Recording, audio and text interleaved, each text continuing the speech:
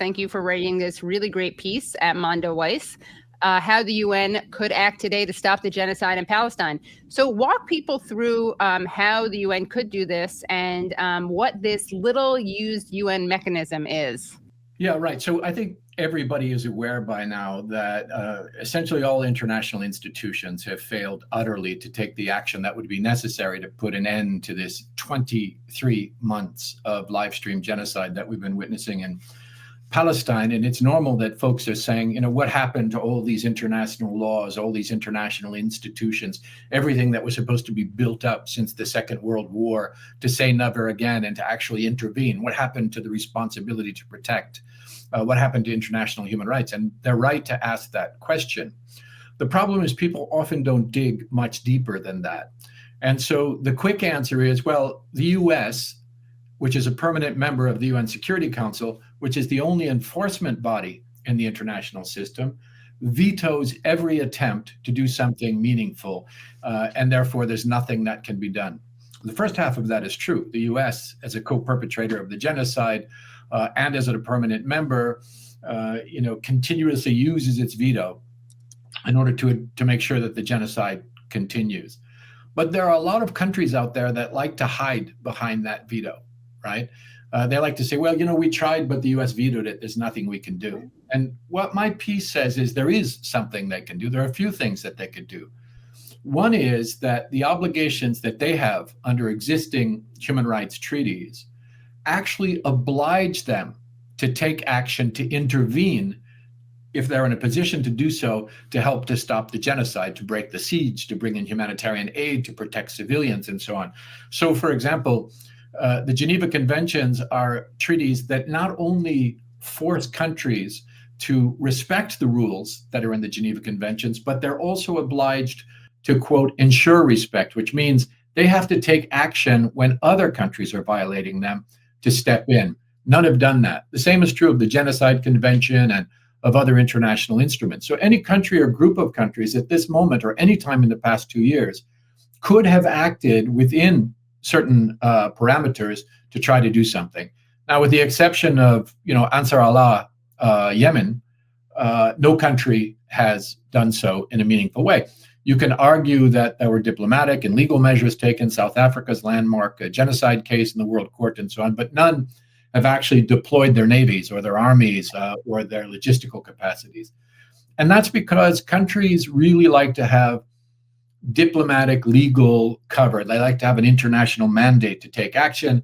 And when they see that the Security Council won't give it to them, they just throw up their arms. But there is another mechanism, Katie. It's called Uniting for Peace, which is the name of a resolution that was adopted in the General Assembly in 1950 at the height of the Cold War that allows countries to circumvent a veto in the Security Council and to take practical action on the ground. Now, that resolution, Uniting for Peace, has been used many times, but it's even been used several times during the current upsurge in genocide in Gaza. But it's been used for the most part only to make some general calls for a ceasefire, for humanitarian aid, and so on, but no practical measures have been adopted. And there is a precedent here that could be applied under Uniting for Peace with a modicum of political will. And this is what it is. In 1956, the British and the French and the Israelis were attacking the Sinai. And, oddly, the US was opposed to that intervention. Folks will forget. But of course, the British and the French were not going to allow action to stop it in the Security Council because they too have vetoes. And so what happened was this resolution was adopted with a supermajority in the General Assembly that said, when the Security Council can't act, the General Assembly, which is a democratic body where every state has one vote, 193 countries, there's no veto, the General Assembly can act in place of the Security Council with enhanced powers, not the same powers as the Security Council, there are limitations, but with enhanced powers. And what they did in 1956 was they mandated a UN emergency force called UNEF, the UN Emergency Force, and actually deployed troops to the Sinai. And they did that because they got a 2/3 majority, which is required for this mechanism, in the General Assembly, and then got countries to, beginning with the Canadians, to provide forces to actually launch this intervention. They didn't need so-called Chapter 7, which is the enforcement power of the Security Council, because they got the consent of Egypt to deploy their troops to the Sinai. Now, in Palestine, we have a very clear case, a very clear opportunity to do the same thing, because just last year in 2024, the International Court of Justice made very clear that Israel has no sovereignty over Gaza, the West Bank, East Jerusalem, that it has no authority in those territories, it has no rights in those territories, not even to say yes or no. It doesn't have any legal standing to pronounce on whether or not a force should be deployed. The only entity that would have legal standing would be the state of Palestine, as represented by the Observer Mission of Palestine to the UN, which has itself requested intervention already. What that means, in a nutshell, is that because Palestine has requested it, because Israel has no rights in the territories to say yes or no, because there is the 1956 precedent, and because the General Assembly has the power to do it under the Uniting for Peace resolution, the UN today could deploy a UN protection force to Palestine with a specific mandate to protect civilians, to deliver humanitarian aid, to preserve evidence of Israeli war crimes, and to begin the process of recovery and reconstruction. And there's nothing legally that Israel could say. Now, I'm going to stop, but I first want to say, of course, it is politically challenging, because you can be sure that the United States and the Israelis and maybe some of their other complicit allies will do everything in their power to block the resolution by threats and bribery to small countries so that they don't vote in favor of it, and potentially to obstruct the mission. But there have been a number of resolutions on Palestine where a supermajority has been gained, more than 2/3 of the General Assembly. There's no reason to believe that you couldn't achieve it now. And the beauty of this is that every country effectively, under the glare of public scrutiny, would have to vote yes or no for a protection force for a people that's undergoing genocide. They wouldn't be able to hide behind the US veto or the dark corridors of Turtle Bay at the UN. They would be forced to say on the record that they support it or they don't support it. And I think with that kind of political pressure, there's a decent chance, at least, that a resolution like that could be passed. Okay, so walk us through what this would look like. What it would look like within the UN, and then what it would look like on the ground. So in the UN, we've reached a particular moment here. You know, on roughly the 18th of September, a deadline is going to expire, which was given to Israel by the General Assembly a year ago, in which they said, you have to end the occupation, because the World Court has said you have to end the occupation entirely. And you have to implement the provisional orders of the World Court on the genocide case as well. If this is not all done, if you don't comply within 1 year, the 1 year is going to be up in a couple of weeks, then additional measures will be adopted.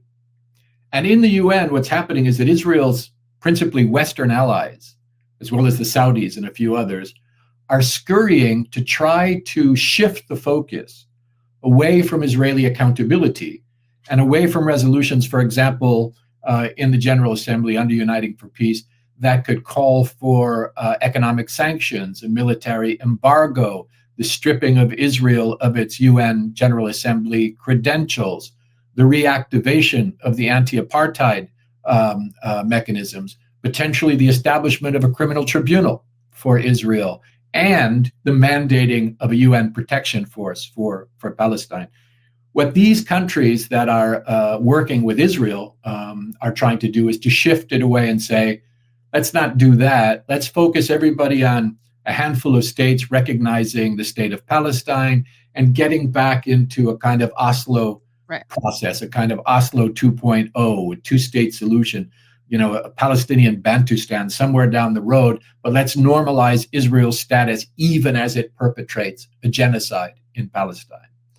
And that's the tug of war that's going on now in international diplomacy and in the UN.